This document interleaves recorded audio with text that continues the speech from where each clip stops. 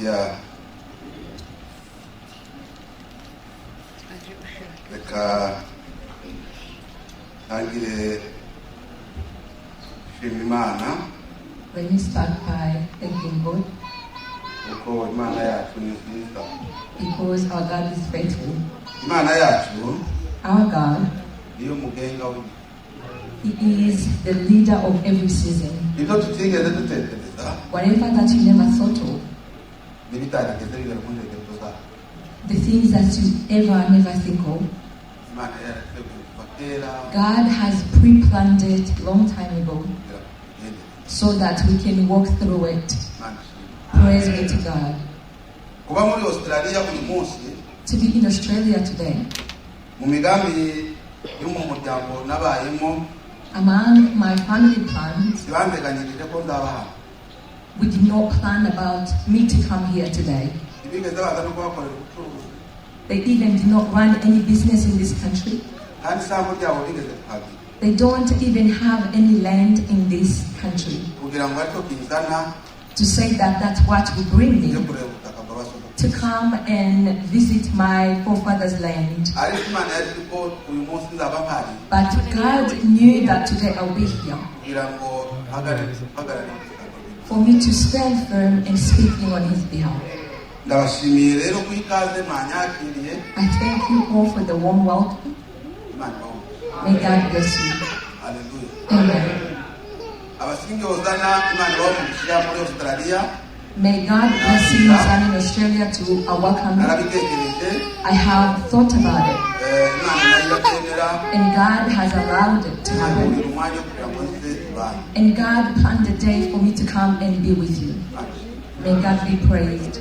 Abazayoni n'abandi basanzwe hano muri Sydney Zion Temple and other different churches around Sydney, ndabashimira ubumwe bwanyu I thank your unity bw'umurimo w'Imana for the work of God, kuko because uyu murimo this work of God, ufite databuja we have our master.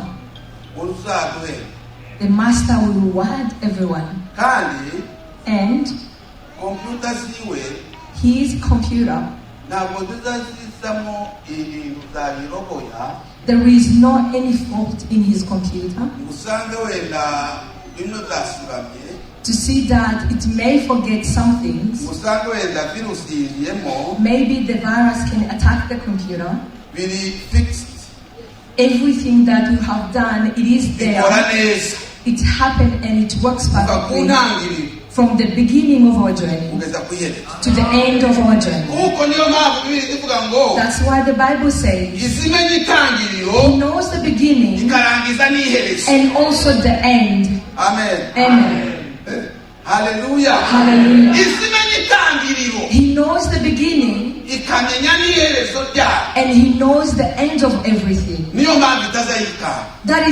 That's why God niyo mpamvu never nta forgot jambo anything. ry'ibishitsi riyibaho. That's why there is no surprises in God's niyo mpamvu eyes. rero yateguye ko nza. That is why He has pre-planned me to be here today. singi Hosanna hano igize nk'imyaka hafi 7 kugira ngo baratangiye. The Sing Hosanna started last 7 years. nshaka kugira ngo ndaze kubasura I planned to come and visit, ariko ntibyashobotse. but it did not happen. kandi batangiye abantu bakeya mwese murabizi ngo abari baturanyi banyu. And they started, were only few members, as some of you may ariko know. Imana yakomeje kubafasha. But God has supported the work of God, muragenda mwiyongera. and it is growing. biratunezeza gushima Imana. It is something to appreciate God for. rero nkabanje I'm coming here. hari bamwe yewe neza mbere ndari gusanga hano. Maybe if I came before this, maybe some of you I would haven't meet them. ariko Imana yariteguye gutyo yabitura. But God has planned it to happen today. May God be praised. kubatanzi amazina nitwa Nkundimana Titus.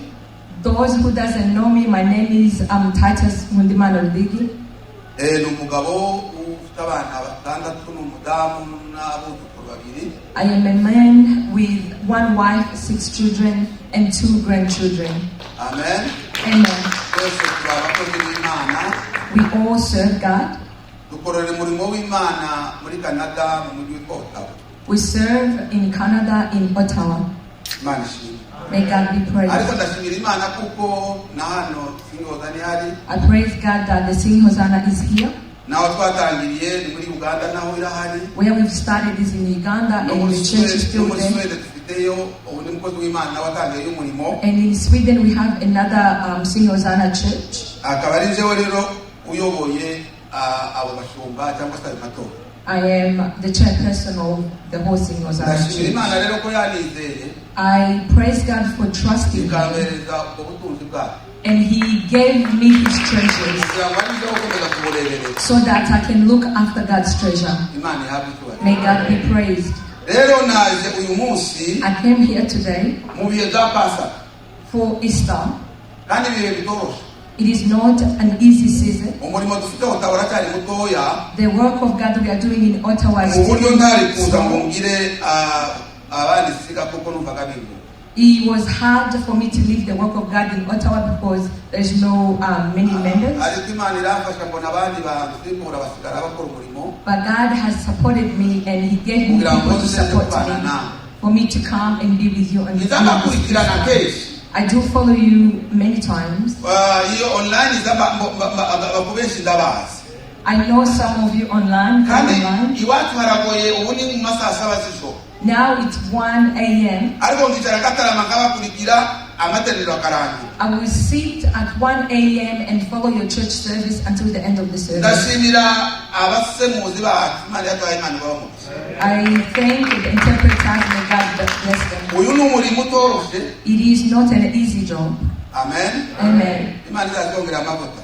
May God give anointing. dada Eleni nawe hagenere izamubona kenshi I saw Irene Moore, ariko twari tutarabonana physically we n'umuntu w'umwe kuko but I haven't met her physically. Imana igumugisha mama ku murimo mwiza. May God bless you for supporting the work of God. hamwe n'abakozi b'Imana bavuye muri Zayoni And all the servants of God from Zion, they are our parents. ndabazi I know them. ariko nabo nshimira Imana kuko nababonye uyu I munsi. thank God that I met you today.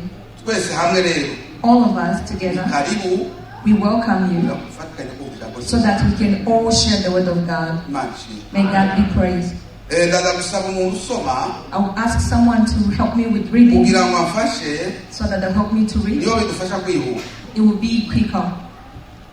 turasoma ijambo ryanditse hariya ku flyer yacu. We will read the word of the theme ni of Matayo today. 28 It's Matthew 28, umurongo wa gatandatu. 6. arasoma nk'imirongo y'itatu wa gatandatu wa karindwi n'uwa munani. Then we read 6, 7, and 8. uwa kabiri The second reader, arasoma abikorinto ba mbere we read the 1 Corinthians 15:20 cyangwa se 20. 15:20.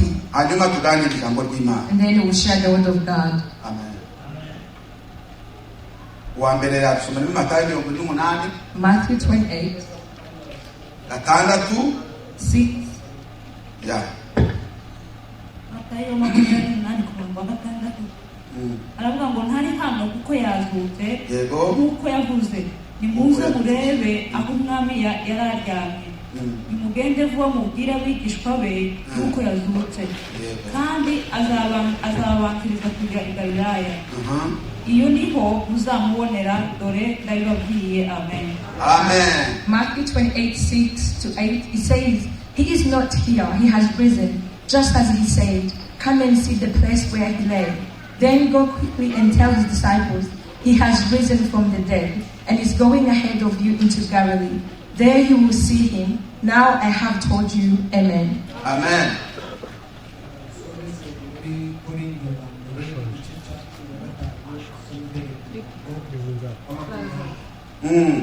ariko noneho Kristo yarazutse umuganura w'abasinziriye. uku urupfu rwazanywe n'umuntu ni nako ko kuzuka kw'abapfuye kwazanywe kuko bose bokojwe gupfa n'Adamu niko bose bazahindurwa bazira Kristo ari mu muntu wese umwanya we kuko Kristo ari we muganura maze hanyuma abakristo bakazabona kuzuka niko azaza. amina. 1 Corinthians 15:20. It says, But Christ has indeed been raised from the dead, the first fruit of those who have fallen asleep. For since death came through, and a man, the resurrection of the dead comes also through a man. For as in Adam all die, so in Christ all will be made alive. Amen. The good news that brings us so much joy, it is that Christ has been risen. Amen. Amen. But if Christ was not risen, it would be a shame to us. It would be a shame to us for if he was not resurrected. There will be maybe mocking us about why Christ is not risen. But Christ is risen. Amen. We will talk about the resurrection tomorrow. I don't want to talk about resurrection today. He is now in a tomb. He is in a tomb at the moment. It's possible for today to be in Titus. In the morning, Hades. In the morning, Jesus will be in Hades. Amen. Amen. In the morning, in early morning, he will be saying goodbye to the Hades. Amen. Amen. But we always sing that Jesus has been resurrected, but he has died. What killed Jesus? Did he pass away because of malaria? It is because of flu. What crucified our? He was dead because of our sins, because my sins and your sins. That is the sickness that has killed Jesus. It is the disease that has killed Jesus. Amen. Amen. It is because of our sins. On Easter, there is three major things. First thing, you talk about the death of Jesus. That include the blood and the crucifixion of Jesus. And there will be the pain of Jesus and the stripes that he has striped, and people who has mocked him, people who are spitting on him, and people who despised him. And there is also resurrection of Jesus, and that it is our victory. Resurrection is our victory.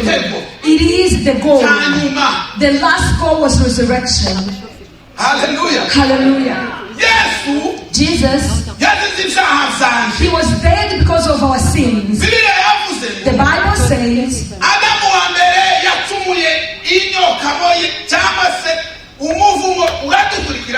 the first Adam has sinned and the curse has followed everyone. The curse came to us because of the first Adam. In Genesis 3:24, God told Adam to not eat the fruit from Eden, and he ate the fruit. When he ate that fruit, he lost all the beauty of God, all the glory of God. He lost all the glory of God. And the Bible says that God chased him from the Eden because he did not listen to God. He chased him because he did not listen to God. He closed the garden. He closed it and he put the angels to guide it. And that curse has followed us.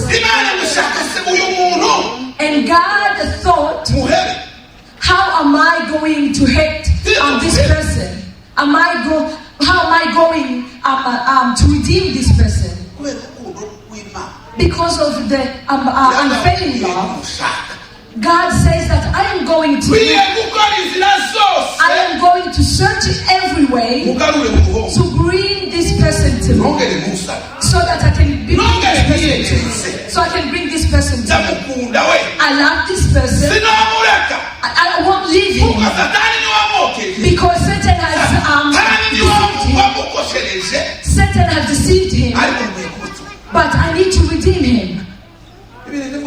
The Bible says that among the angels, among all the angels, there was no one, but among the humankind, we were all sinners. There was no one who would be able to sacrifice for our sins. There's no one who would cover that side. Amen. Amen.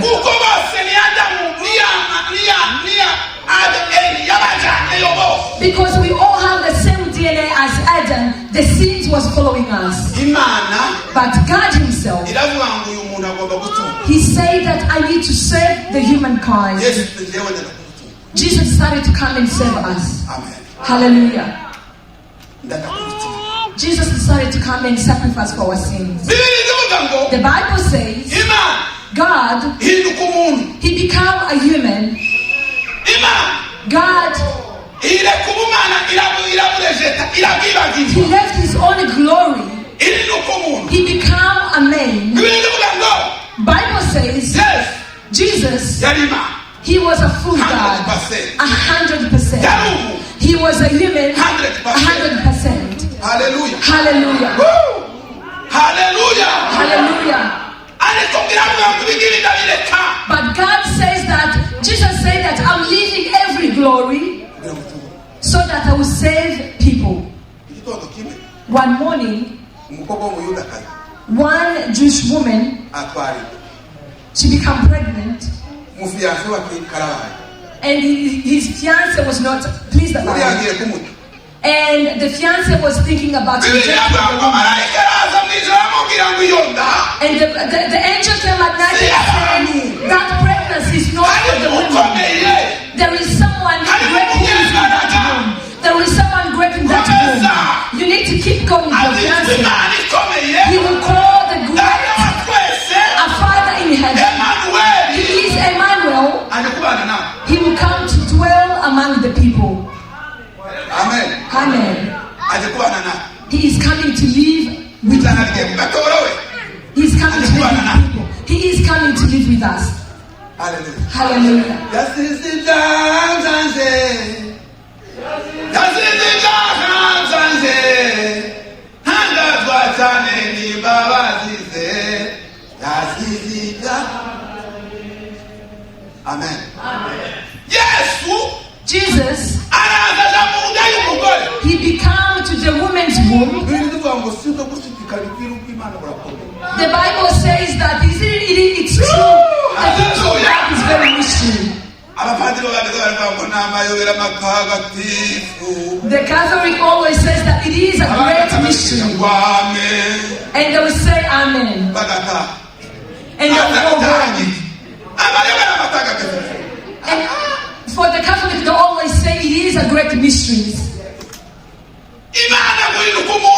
For God to become flesh and to come in the woman's womb, and then the woman give birth to the man and was breastfeed.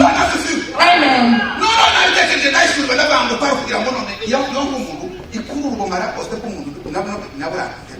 I was thinking about it. For the God to breastfeed by person, it is as if he is taking every prison that was in woman.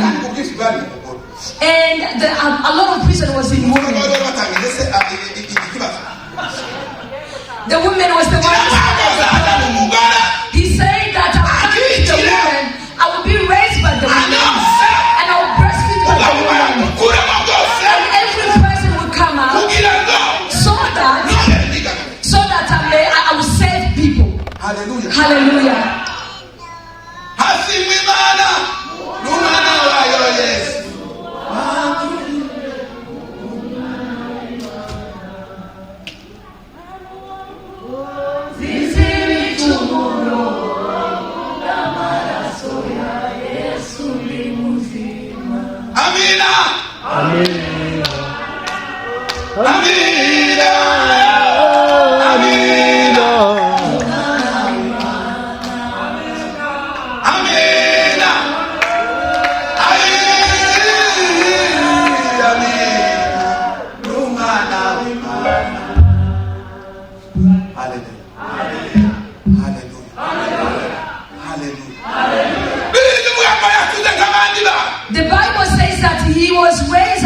child. Kandakira umwana yubahaga n'abavyeya kabakorera agarukiye muri yagabiye bute natwe nubwo turabana tumere na Yesu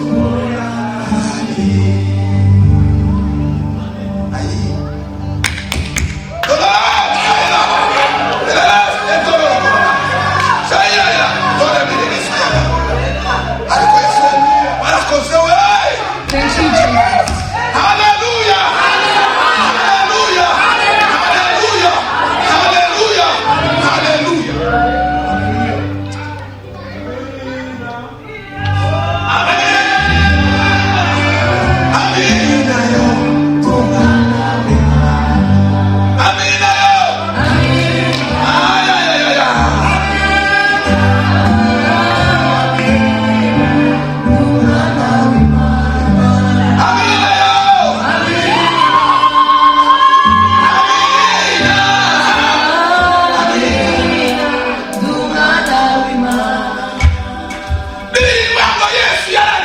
The Bible says that Jesus wept. Jesus was hungry. He even asked his mother that he's hungry. It shows so that he will feel every pain that the human feels. In missionaries, to be able to teach person, you need to mimic or to look like that person. If they sleep on the carpet, you need to sleep on the carpet. So that you will feel the pain that they feel. Jesus, he became humble so that he will save us. Hallelujah. For the man to become a human.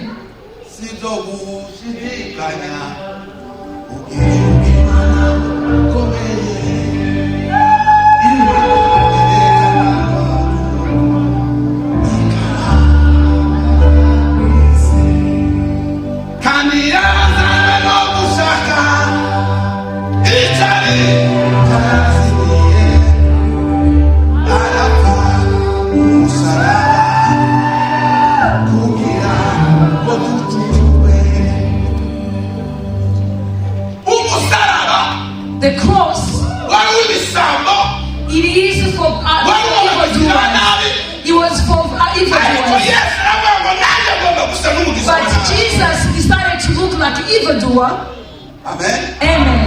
Hallelujah.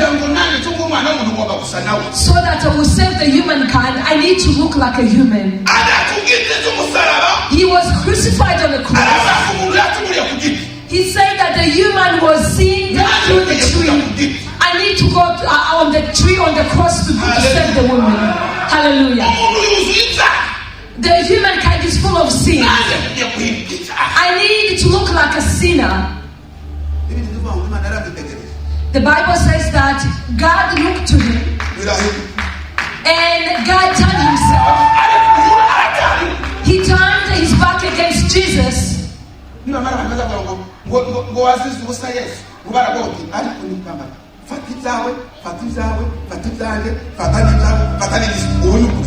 about your sins, my sins, every sin, and put it onto Jesus. Every evildoers, they all went to Jesus. Do you think that he was crucified for nothing? He wasn't for nothing. He was crucified because of our sins. Hallelujah. Hallelujah. He was crucified with our sins. Hallelujah. He wants to cleanse us.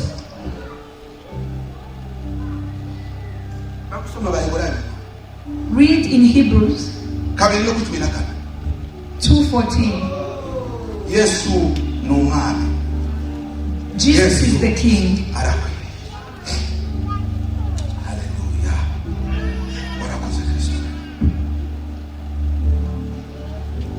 14 turageza ku 18 uzavuga dusomagaho. nuko rero nk'uko abana bahuje umubiri n'amaso, since the children have flesh and blood, niko nawe yahuje inzu natwe. he too shared in the humanity, so that by his death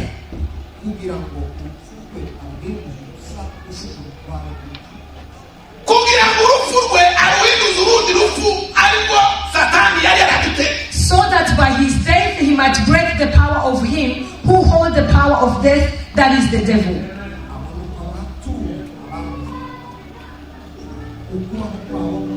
Kugira ngo abantu babatuwe strategy kugira ngo atsinde neza ni ukugira ngo ahinuke urupfu, kugira ngo abone uko adukura urupfu atubaka. And free those who all their lives were held in slavery by their fear of death. Komeza kafu. Turachari. Turakomeza.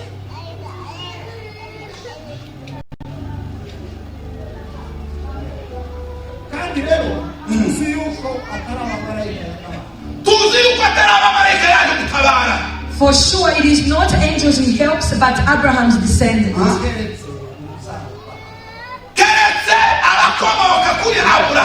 But Abraham's descendants.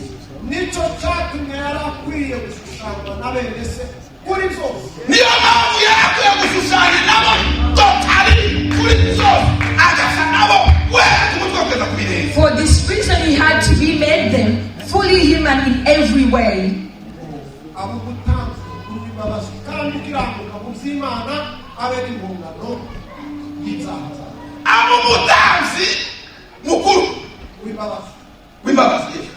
In order that he might become a merciful and faithful high priest in service to God, and that he might make atonement for the sins of the people.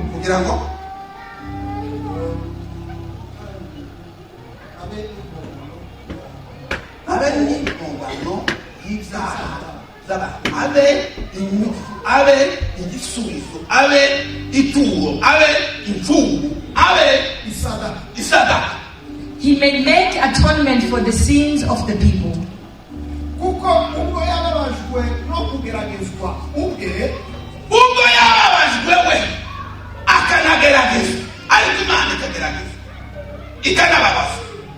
Because he himself suffered when he was tempted,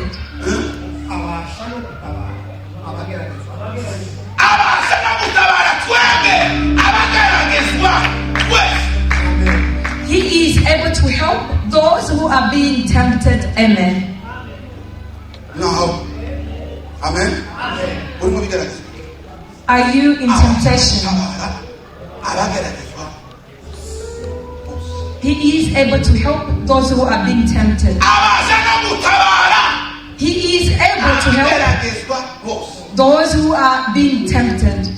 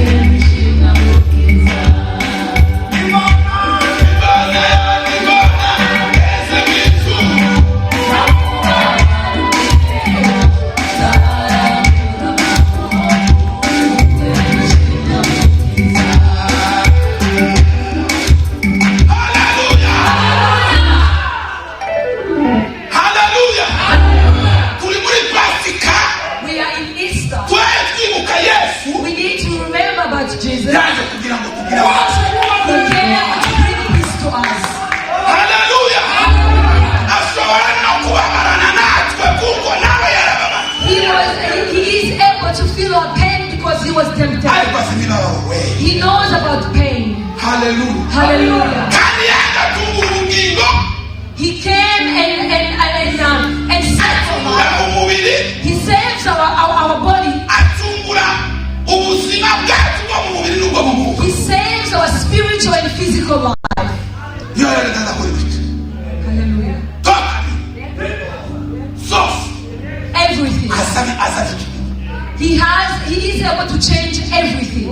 ngo kuko agomba kubabarana natwe Because He felt the pain that we feel, kandi and atubera incungu He becomes.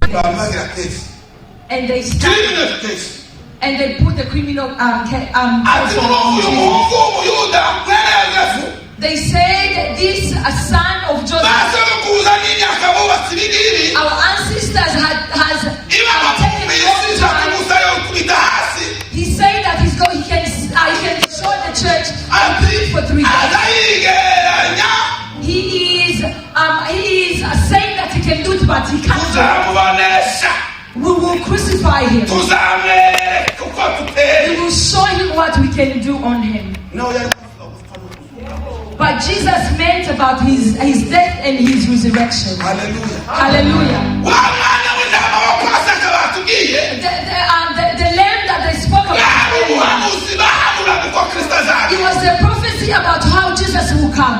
za mboga barishaga za nyama zisharira The bread that they were wari eating, umwana ukuntu azarabaswa it was the comparison of the pain Jesus will face. imana yakarate tumubaza kana You have eaten those ukarya iminsi itatu iminsi nkaho rya karate kusoka kugira ngo birashoboka biratiyo eating those sour veggies is not an easy food to eat. ariko ngo bari kugira ngo bamuvuze ati bizababaswa But Jesus was trying to show them that in the azababaswa Jesus will be crucified.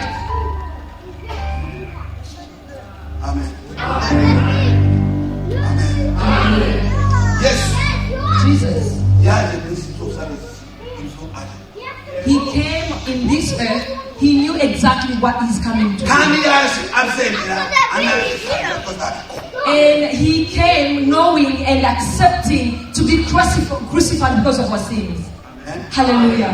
nubwo Even though abantu ngo bamutekerezaga ko bakuswe n'imana some people were looking at Jesus as if he was punished by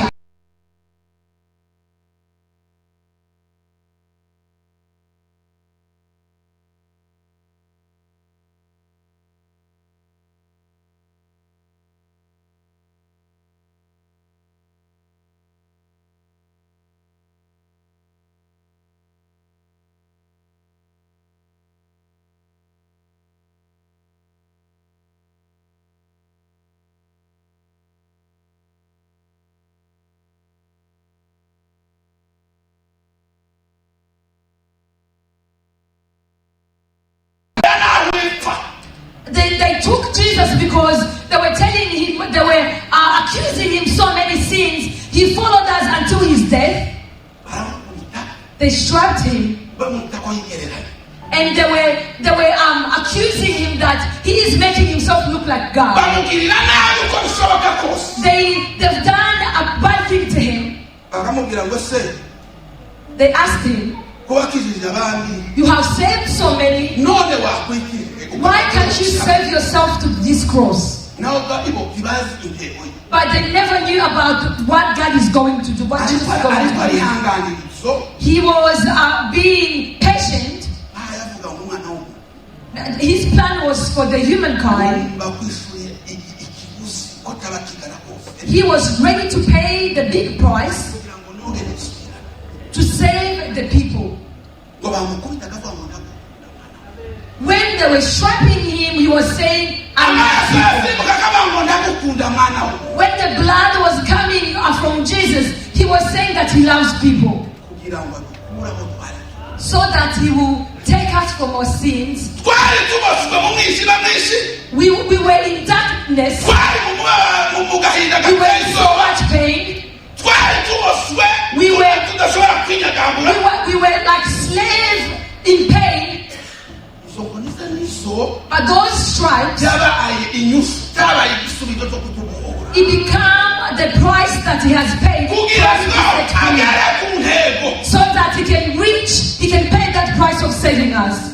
Amen. Praise be to God. Hallelujah.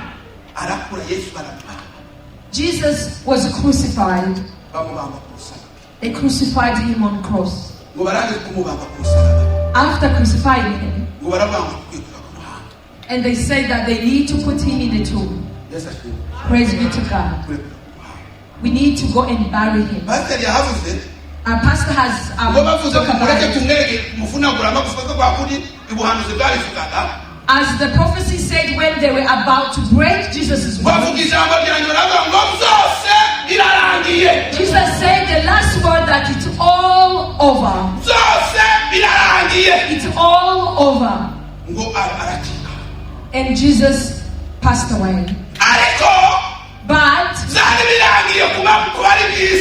it was the end for the people who were in the heaven.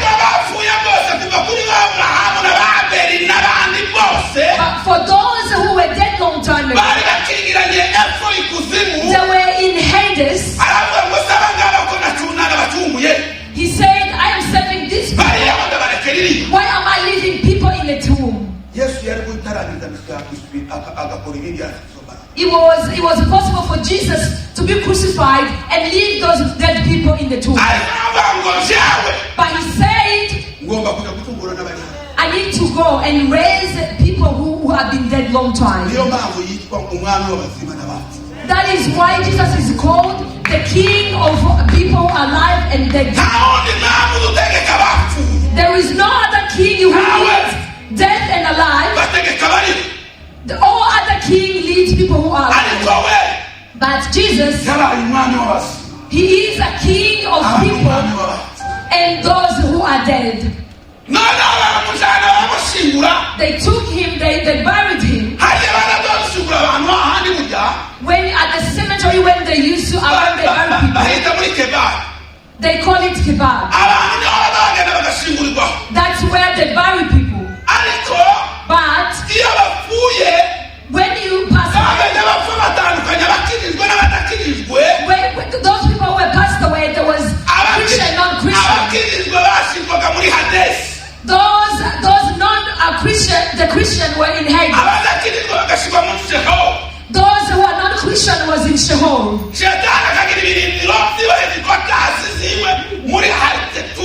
And therefore will have his bodyguard in that place.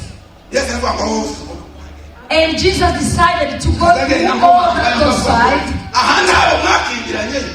He went around in Hades and saying that those that were locked away, hallelujah. He was asking devil, is not my people, any of my people in here? And that's how the devil was running away from Jesus. And they will say that we have passed away with so many plans.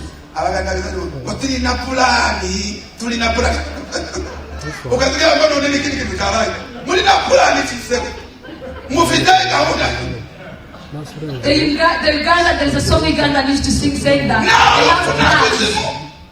But death and Hades and Satan, they had plan. They had planned to kill Jesus. And they told death to hold Jesus. And Hades,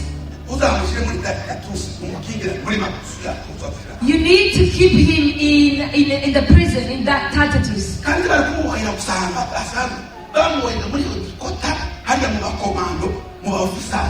Where they buried him or where they kept him in a very safe place where he has many bodyguards to look after his body. Yes. Jesus. They took him. Those 3 days, as the prophecy says, it is for those 3 days to build his Hallelujah. Amen. He was building his kingdom. He wasn't done because he was dead, and he went and he even resurrected all people who were dead long time ago. Do you know when they crucified him? Those are 2 robbers that were crucified by him. One told Jesus, "Can you remove yourself from that cross?" And one told him that we are being punished because of our sins. But you haven't sinned.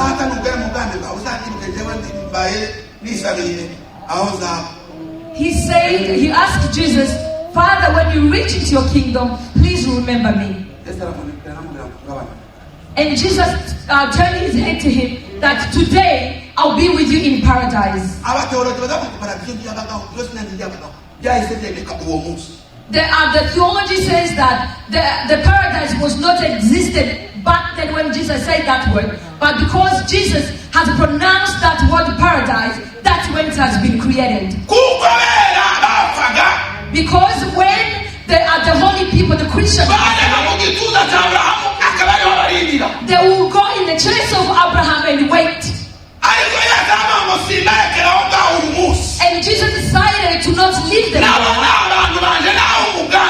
said that they are in my plan. Hallelujah. Hallelujah. They belong to my kingdom. I need to save them. If you remember about Lazarus and rich man, it was face to face those 2 places.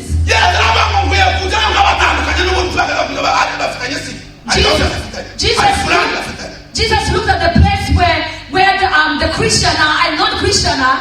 Jesus decided to go and remove the Christian where they were. Jesus decided to go and remove them where they were. And he took them to live with him in the paradise. Hallelujah. One day I was thinking, where is the paradise located? We don't know.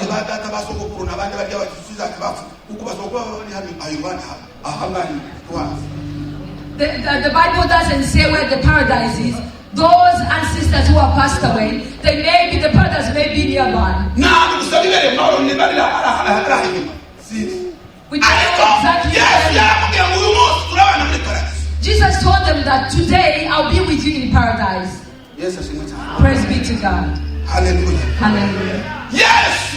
Jesus, when he reached, the Bible says, when he reached to Hades,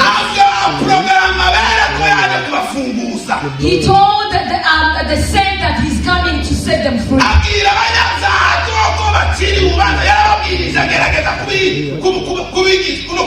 He told even sinners that they've been condemned because of their sins.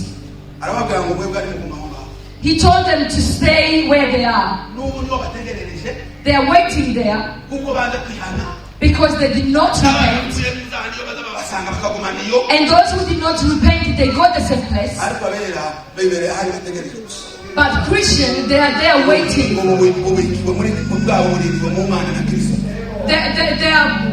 Their life or their soul is hidden in God. That is where they're waiting. They're happily waiting there. Hallelujah. Hallelujah. Hallelujah. Tomorrow morning,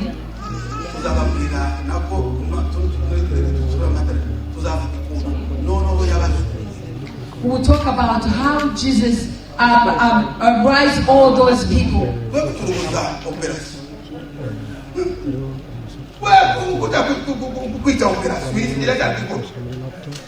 The work is still in the progress. Hallelujah. Hallelujah. Hallelujah. He is still is working. Amen. Hallelujah. Yes, sir. Hallelujah. Bibiliya The Bible yatubwiye ngo The Bible says, ngo kuko yababara because he was forgiven,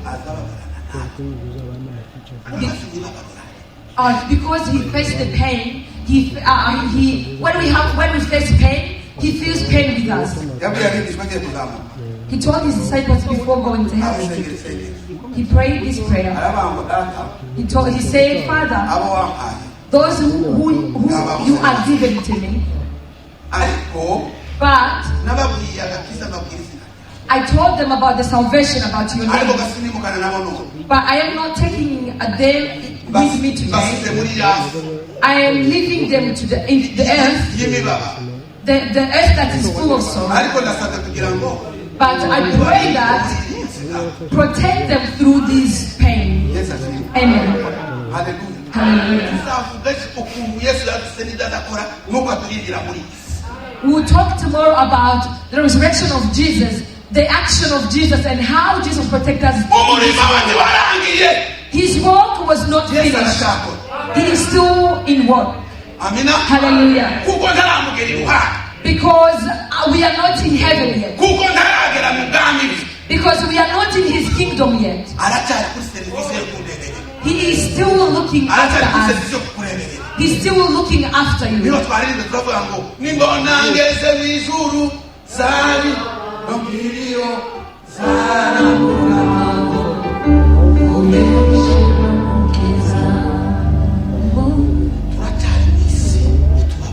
We are still in the earth where we have faced troubles.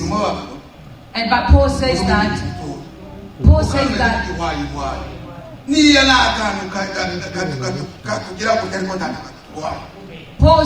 that I'm in this earth, I'm still taking time being tempted, but the pain that I'm facing, will not never shake me. It was because he came for him to become the Prince of Peace of our life. He came because to give us an ending peace. He came because so that he will give us a faith. He came so that our sickness become healed. Amen. Hallelujah. Until today, he's still healing someone.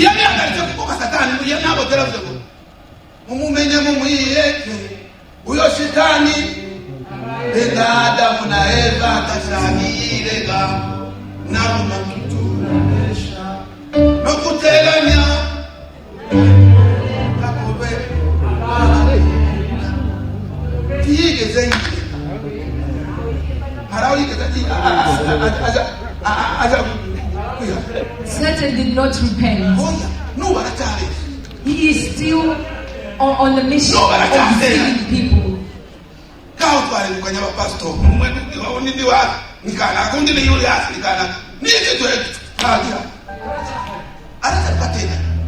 You will see different conflict among pastors, among different places. Why? It's because devil is in action. Why are we having conflict? Because the devil never repents. He did not repent. He's still in the mission.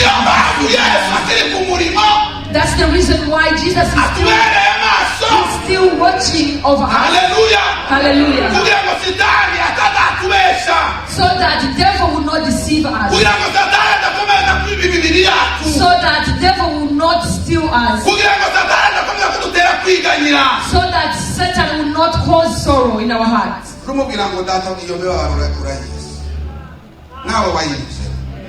Tell Jesus that he passed through the pain. He knows the pain. And ask him to heal you and to help you. Hallelujah. Ask Jesus to help to heal you. Ask Jesus to take the temptation away from you. Because so that he may feel pain with us. Amen. May God bless us. May God feel and heal pain. kawe muri iyi pasa. May God feel your pain during Imana this yumva Easter. ibyakunaniye muri iyi pasa. May God help you Kuko yaje kubikuvaho. because He came to remove Kuko yaje everything. kutubohora. Because He came to set us free. Satani natwishime hejuru. May not Satan hold us. Hallelujah. Hallelujah. Tugiye gusenga Imana. We're going to pray. Ubwire Imana You need to tell God, ngo nawe ugaragara. tell Jesus that you face Kandi pain. nawe uyimibabaro urayizi. And tell Him that He knows the pain. Turagusaba ngo dukure muri iyi mibabaro y'isi tubabaye. Pray and ask Jesus to remove you from this pain. Uturinde iyi mibabaro. You need to ask Him to protect you from Uturinde this ibi pain. bigeragezo. Ask Him to protect you from these temptations. Amen. Amen.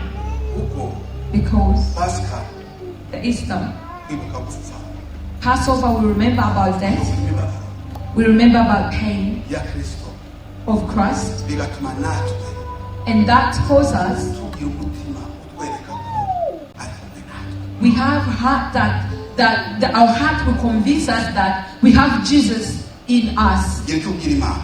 You need to tell God something. Umenetse ugire icyo ubwira Imana. Close your eyes and tell God Winginge something. Imana. Ask God. Ugire icyo uyereka.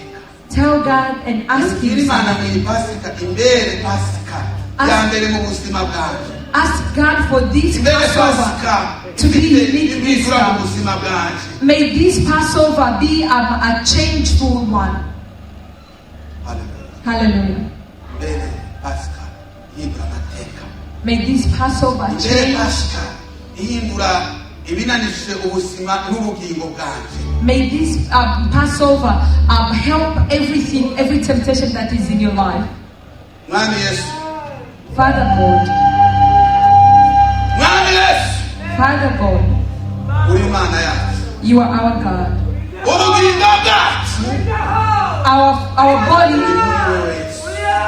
is in you. Our soul is in you. Waje kugira ngo You came here tugire ubugingo so that our soul, kandi bwinshi. we have everlasting. Waje kugira ngo You came because tugire amahoro. so that we have peace and everlasting Ariko life. turi mu isi y'ububabare. But we are in the painful earth. We are Mu izina rya Yesu Kristo in Jesus' name. turabohora. We set free. Turabohora. We set free Abarwayi bakire. people who are sick. Abasatana benshi babona umunezero. May you give us joy.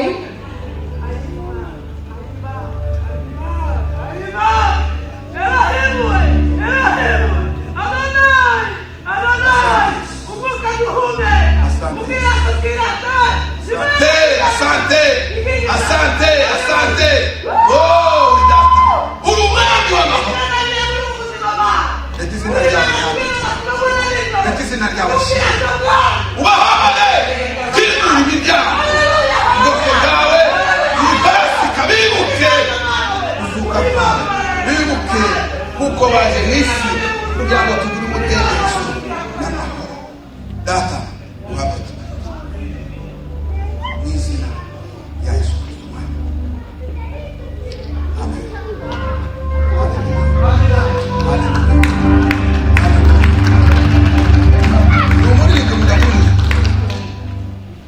I like singing. I like singing. We are going to dance because He has sent His only begotten Son. The song says that I'm so amazed. I am so amazed by His grace. May God help us.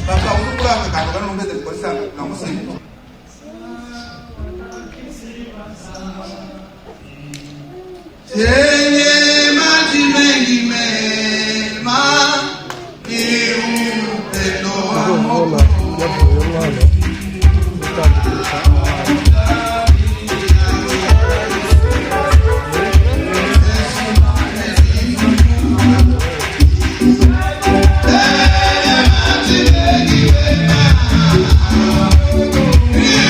Upendo wa Mungu.